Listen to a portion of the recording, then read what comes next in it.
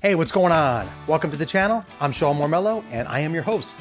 And on this channel, we talk about all things related to making a living as a live musician, not limited to that, but also we talk about how to make money as a musician in general, all things music related. So today we're going to start probably a couple video series on gigging, kind of gigging 101, everything you need to know, everything you need to do, the equipment you need to have, the song list, the attitude, all the particulars about getting set up, getting to a gig, and getting through a gig successfully. So when it comes to gigging 101, I guess the first consideration is your instrument.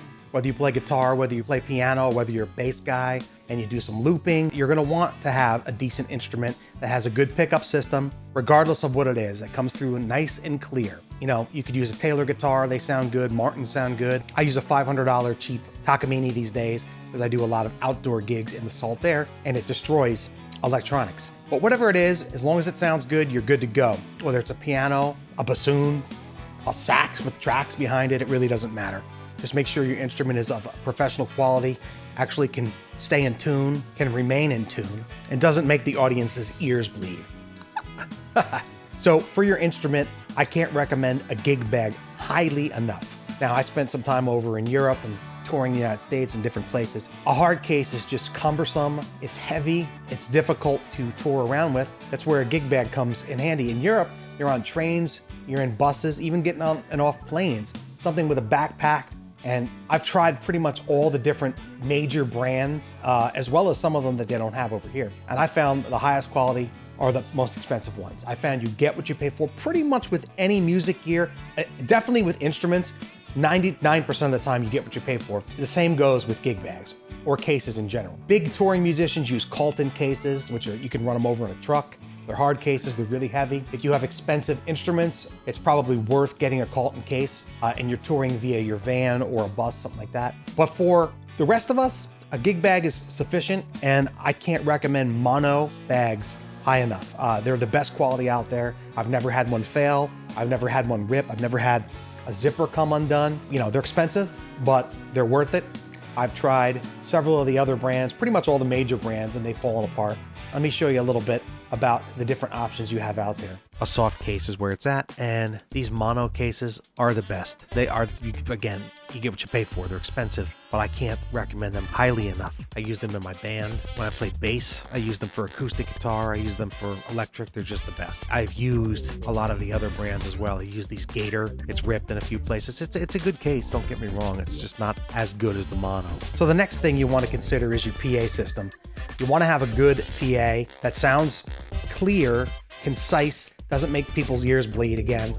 And I think the PA system is dependent upon the type of gig you play, the space, that will be the size of the PA, the type of act you are, whether you're a solo with tracks. You'll want something more full range in that case with a sub. If you're solo acoustic, maybe one of those Bose arrays behind you or just a powered speaker. If you're a full band, you're gonna want a completely separate type of PA. So we're gonna get into that in here as well. The particular type of PA for the type of act you are is very important. If you're playing solo acoustic, you may just need something that's 2 channels, or you may not need a PA, or you may not need a mixing console at all. And in fact, I'll show you what I used. For years, I used a little Behringer mixer or a little Mackie mixer. I moved over to something like this about a little bit over 10 years ago when it first came out. And you don't need a mixer with this because it has a guitar in, it has a mic in, it has a separate EQ for your mic and separate reverb, separate effects for guitar, EQ for your guitar. Just go out, boom.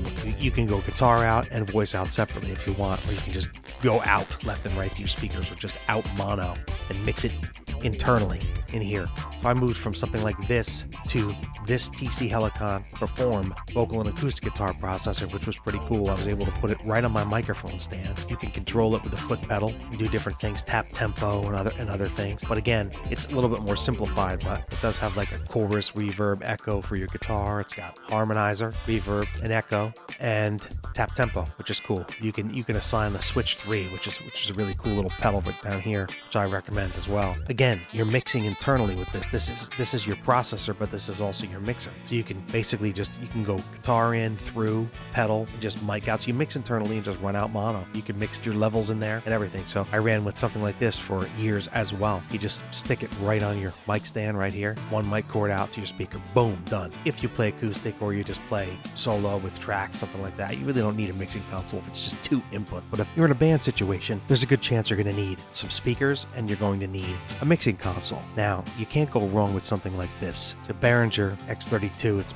pretty much industry standard at this point, and I've owned 3 or 4 of them for my different projects. I had one in the studio when they first came out, and then I also had a couple different versions of it in my bands. It's a great board, perfect for a live band, and it's got everything you need. You could also opt for something more traditional, which is easier, more of an analog type thing. I've used PreSonus Studio Live stuff as well, and they're good. This is pretty popular with a lot of small bar bands. This QSC, pretty cool. Sounds good, it's got good effects, it's 32 channel. What are the inputs on this thing? Yeah, it's got a lot of analog inputs in the back. It's got everything you need. You're going to want to have something like this as your basis. And then for bars, you're going to want to have some powered speakers. Now, I have the ZLX 12s, a bunch of them that I use, not the Bluetooth version, the older version. These are tried and true. I've used these in Florida and Alaska, as well as Tennessee, and all kinds of weather, and they haven't failed me. They sound great. The power's great. I have the subs that go 12-inch powered subs as well. You get a few of these for tops, or something like this, You can use them as monitors, and then you get a couple powered subs, or you can go with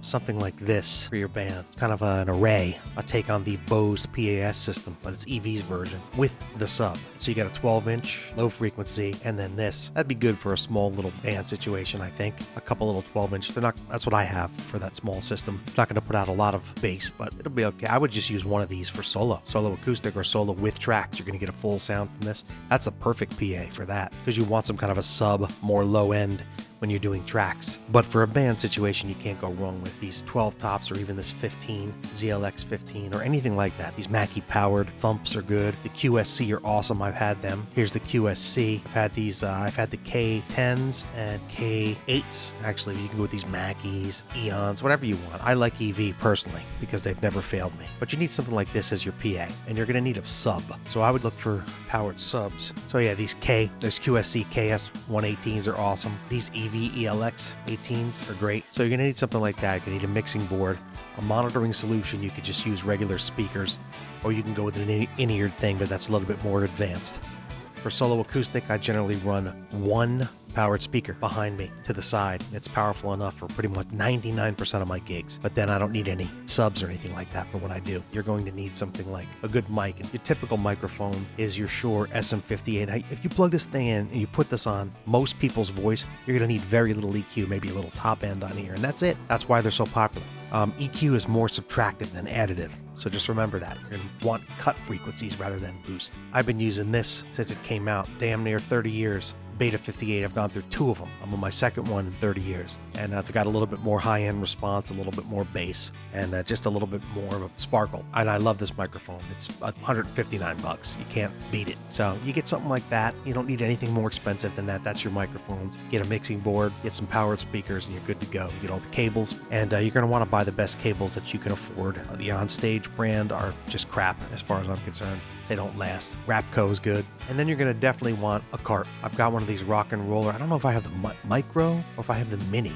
I think it's the mini, but then we also have the larger size one. But I use this on every single gig. It's just the best. Folds up in different configurations if you want. Pretty much fold it up like that. Just stick it somewhere. But it gets pretty big. So you're going to want a PA, mixing consoles, and powered speakers. So let's talk about mic stands. I've used all the cheap mic stands, all the mid mic stands, and the really good mic stands, and you get what you pay for when it comes to mic stands. These OnStage stands are crap.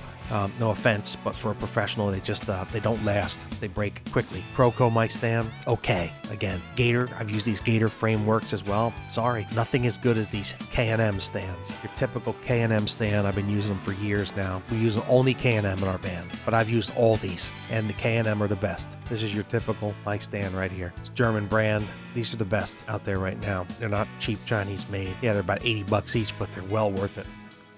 So you get what you pay for. When it comes to your song list, and your lyrics. A lot of people use an iPad these days. I try not to rely on any kind of lyrics. Maybe if I'm taking a request or something I haven't played for a long time, I might consult my lyrics. But other than that, you don't want to be staring down the entire time you're playing and not looking at the audience. But for reference, lyrics are good and people use different programs. OnSong is a big one. Setlist Creator is another one. You can just use PDFs of your lyrics and put them in your phone and just look at them that way. Some people put them on Dropbox and you can look at them that way in PDF form. There's Guitar Tap, which is an app I like because you can get tab, you can get the music, you can get the lyrics, although 80 to 90% of them are wrong as far as the chords go, but you can edit them as well. A lot of people are using their iPad for reference. I just use my phone these days. Once in a while I have to pull up a lyric here and there of a song I haven't played. I have a 500-600 song list these days, which is down from like 1,000 back in the day, and I can't remember all the lyrics. But a lot of times if you play a lot and you have a lot of experience, you just kind of let it flow. I found that if I just let it flow, most of the time the correct lyrics come out. My hands tend to land on the correct chords, but you'll definitely want something like an iPad or an iPhone, and there's definitely a multitude of apps out there. Maybe we'll do a review on some of the many that I've used over the years. That's about it for now. I'm Sean Mormelo. That's SeanMormelo.com.